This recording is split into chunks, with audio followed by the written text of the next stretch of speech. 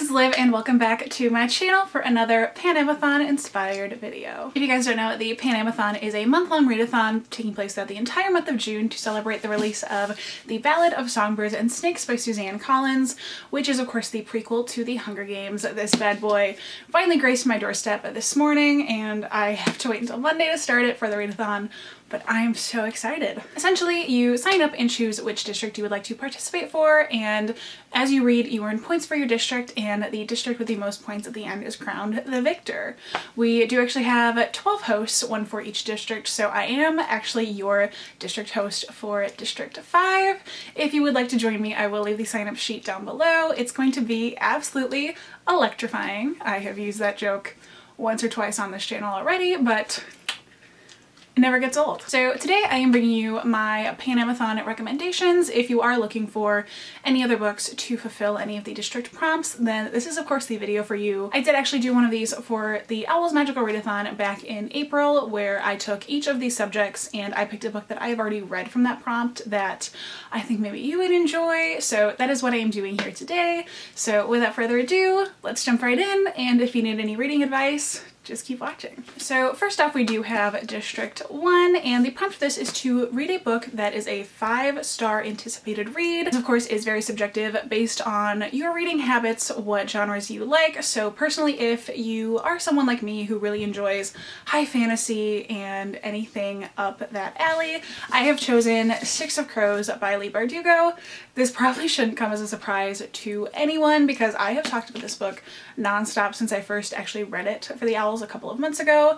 This was very easily a 5-star read for me. It's so easy for the characters to just kind of like sink their hooks in you and just pull you in. It does follow our main character, the absolutely incredible Kaz Brecker, who is putting together this team of 6 outcasts to pull off a seemingly impossible heist. All in all, this was a 5-star read for me, so perfect, and if you are looking for an anticipated 5-star read for District 1, I highly recommend Six of Crows. District 2 is of course masonry and weaponry, and the prompt for this one is to pick a book with a sword, a shield, or armor on the cover, and for this I chose Stalking Jack the Ripper by Carrie Maniscalco, which does have a knife on the cover. Since it is kind of weaponry, it's a little bit of a stretch, but I did think this was one that does fit the prompt really well. This is a historical fiction following our main character, Audrey Rose, who works in her uncle's morgue to kind of study to be a mortician, even though women aren't really supposed to do that in society. They don't go to school. They're really just supposed to be like socialites and, you know, gotta keep that reputation. But then, of course, the Jack the Ripper case does come into play here. This is a murder case that has really kind of fascinated me for the longest time, especially with the fact that it was never solved. I absolutely love this book. I read this for the Newts last year in August. I still have yet to finish the series, but I own Hunting Prince Dracula and I would love to pick that up soon. So maybe in July after the readathon, I don't know yet, but if you're looking for something with a little bit of weaponry on the cover, then Stalking Jack the Ripper is so good. District 3 is of course technology, so the prompt for this one is to read a science fiction book, and the one I have chosen here to recommend is The Eye of Mines by James Dashner. This is another very fast-paced, action-packed read. I honestly read this book in like 2 days and I didn't realize how quickly it was moving until I was basically done. This follows our main character Michael, and in this world it's very futuristic-y where video games, I picture it as like you kind of lay down in this like tanning bed and it really kind of uploads your mind into the game, so you can really play a video game for anything, even just like sitting at a coffee shop with your friends. You are uploaded into this virtual world and you are free to go into any game you would like to, walk around anywhere you would like to, basically do whatever you would like to. And lately in the game there has been this series of players being held hostage, and then essentially their actual bodies in the real world are considered brain dead, and it is up to Michael to kind of hack into the game and figure out what is going wrong and basically who done it. This, again, really fast-paced. I love James Dashner's writing style. He is also the author of the Maze Runner series, which is one of my favorites ever. So if you're a Maze Runner fan and you haven't picked this up yet, this might be something that you are needing in your life. Next up we have District 4, which is fishing, and so the prompt for this is to read a book set on the sea, in the sea, or under Under the Sea, and for this I am recommending Salt to the Sea by Rudisill Pedis. This is a historical fiction taking place in an account of one of the untold tragedies of World War II. Supposedly this was a boat sinking that was 6 times deadlier than the Titanic, I want to say. I'm not quite sure on the numbers about that one, but it follows 4 different points of view of people trying to get to safety away from Nazi Germany. This book absolutely broke my heart. It is so good. It really is another one that just kind of hooks you in and it doesn't want to let you go. And as you read this, you have to know how it's going to end. You want to know everything, but you also don't at the same time because you know it's going to make you sad.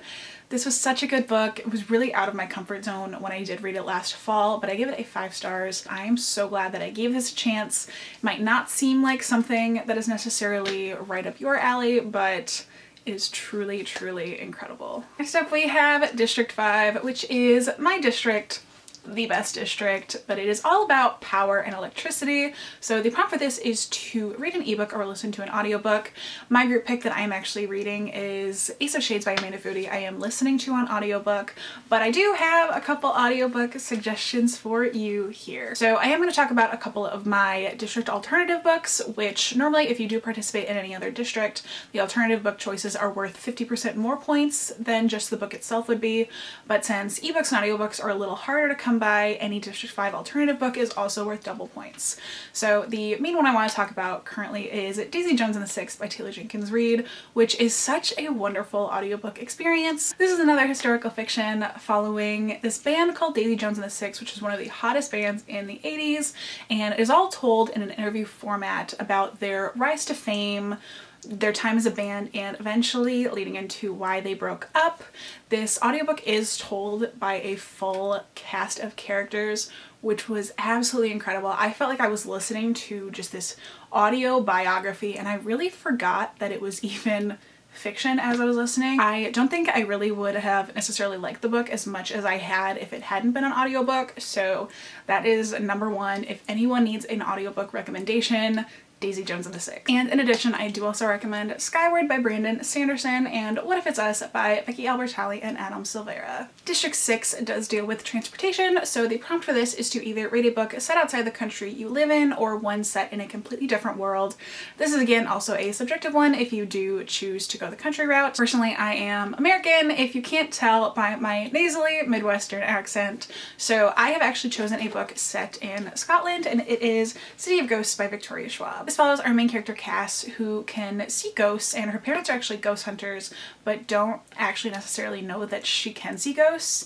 And her parents land this really awesome TV show deal where they're flown to different cities to stay for a little bit and check out some of the most haunted places in the city. So this first book does take place in Edinburgh, Scotland, where Cass also has to kind of figure out some ghostly issues of her own, and it was so, so good. This is a middle grade and it is a little bit shorter, so in a readathon, that's something I personally really look for, is something that's really gonna kind of go really fast paced.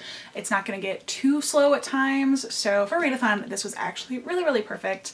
If you are American, if you are Scottish, then I am so sorry, this does actually take place in your home country, but City of Ghosts is wonderful, wonderful, and I 10 out of 10 recommend. District 7 is all about nature, so the prompt for this is to read a book with nature either on the cover or a book that is set in nature. So for this recommendation, I did choose Keeper of the Lost Cities by Shannon Messenger. This follows our main character Sophie, who is essentially a child genius. She is basically a prodigy at everything. She's so awesome, and she later discovers that this is because she's actually an elf.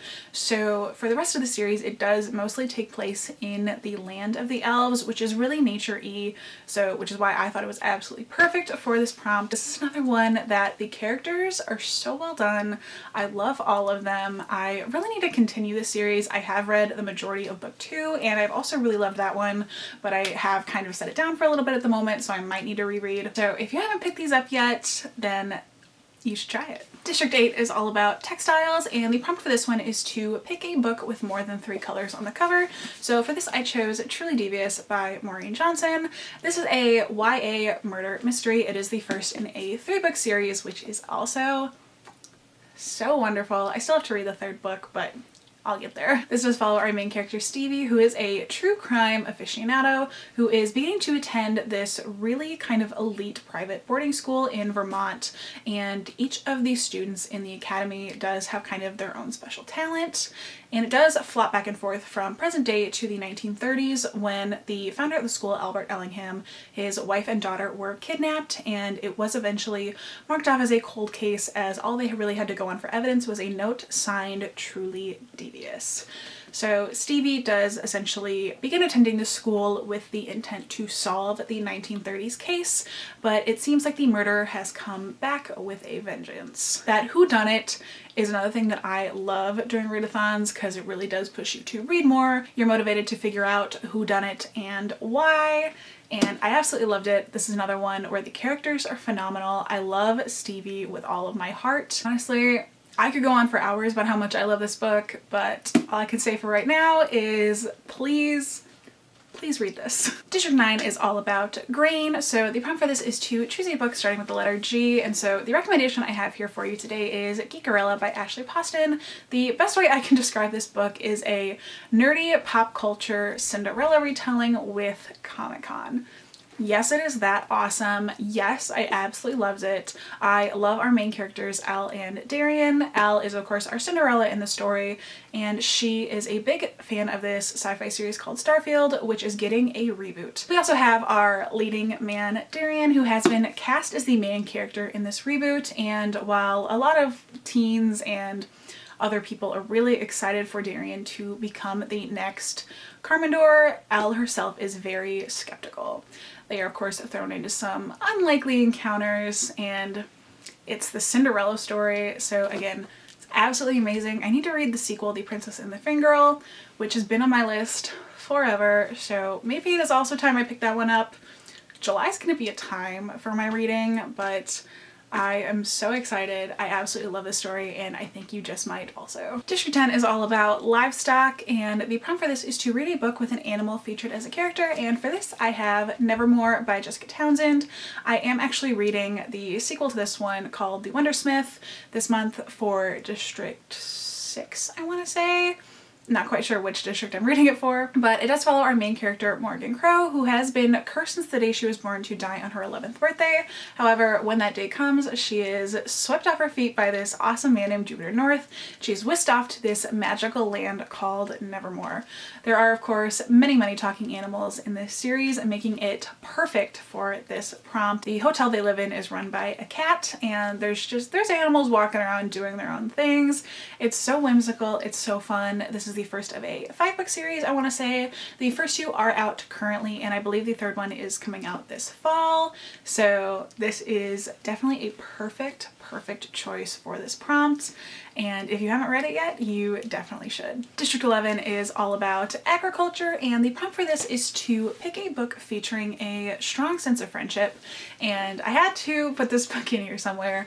It's my favorite book ever, but it is Throne of Glass by Sarah J. Maas.